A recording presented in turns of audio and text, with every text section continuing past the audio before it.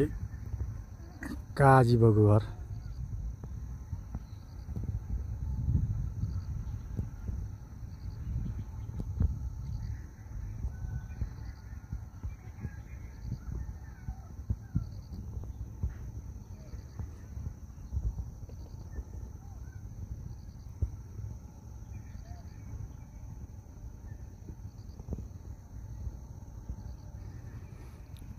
पहाडी गाउँ यो माथि चौतारो भयो।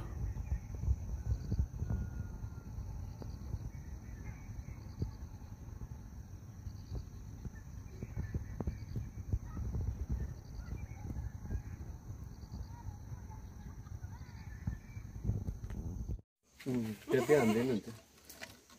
माठा नटे गल्टे पार्यो भौतो पारेर सिधा नआयो बिका अलिकति खाइदिएको फाइदै फाइदा हुने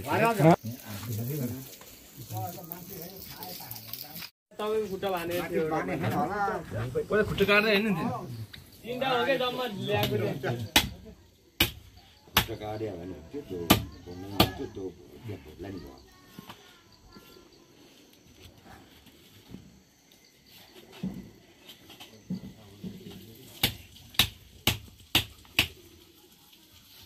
भुटो पर्यो भाइ त्यो पहिला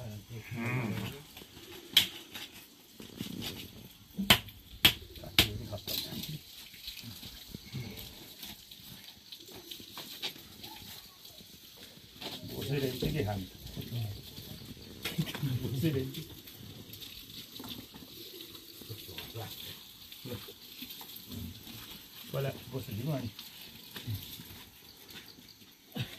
बस्न खाएँ मैले सबै डराउँछ नि मलाई चाहिँ एउटा टुक्रो पनि बस्नु